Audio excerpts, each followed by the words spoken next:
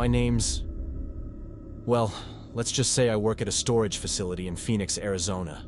Been doing night shifts there for about 2 years now. The pay's decent and usually nothing crazy happens.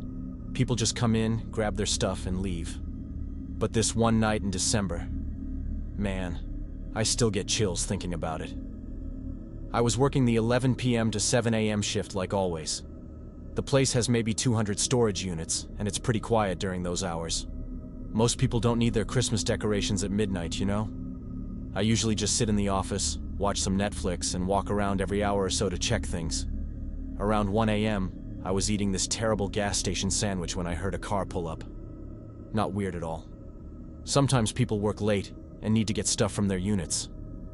I looked at the security monitor and saw this beat-up Honda Civic parked near Unit 47. The driver got out, but the camera angle was bad, so I couldn't see their face clearly. They had a key though, so I figured they were legit. The computer showed Unit 47 was rented by someone named 𝐬𝐮𝐬𝐫𝐿. Rent was paid up for another 3 months. About 20 minutes later, I heard the metal door of the unit slam shut. Then the car drove away. Normal stuff, really. I went back to my sandwich and forgot about it. But then around 2:30 a.m., I heard something that made me pause my show. It sounded like scratching, like fingernails on metal. It was coming from the direction of Unit 47. I grabbed my flashlight and walked over there. The hallway was dark because half the lights were broken, and management was too cheap to fix them.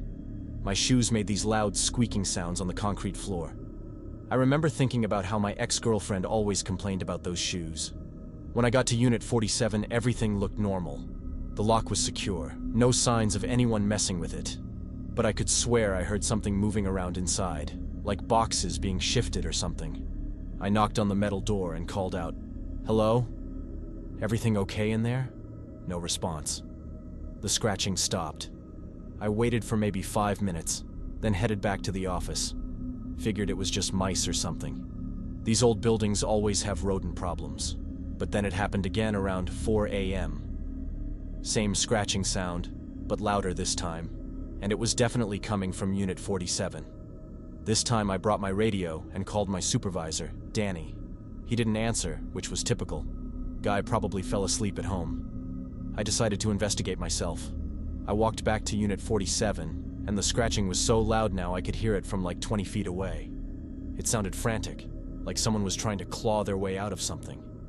I started getting this weird feeling in my gut, like when you know something's wrong but you can't explain why. I pulled out my phone and called the number we had on file for 𝐬𝐿. It went straight to voicemail. The message was just heavy breathing for about 10 seconds, then it cut off. No name, no greeting, nothing. That's when I decided to open the unit. I know I wasn't supposed to without permission, but something felt really wrong. I used my master key and slowly rolled up the metal door. The smell hit me first. It was like rotting meat mixed with something chemical. Made me gag immediately. I shined my flashlight inside and saw boxes stacked everywhere. Normal-looking storage stuff. But in the back corner, there was this large wooden crate that didn't match the other boxes.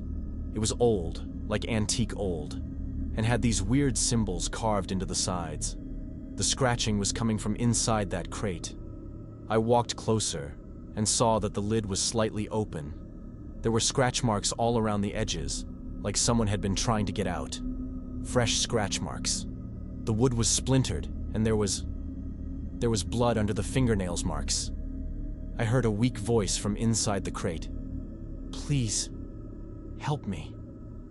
My hands were shaking as I lifted the lid completely. Inside was this man, maybe in his 50s, curled up in a ball. He was wearing a torn business suit and his fingernails were bloody from scratching at the wood. He looked up at me with these terrified eyes and whispered, "He's coming back. He always comes back." I immediately called 911. The paramedics took the man to the hospital, but he kept mumbling about someone named Ezra who kept him locked in storage units around the city, moving him from place to place.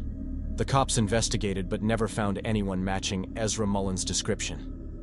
The Honda Civic was reported stolen 3 days earlier. I quit that job the next week. Still don't know what really happened that night. But sometimes I wonder how many other storage units around Phoenix might have someone scratching at the walls, waiting for help that never comes.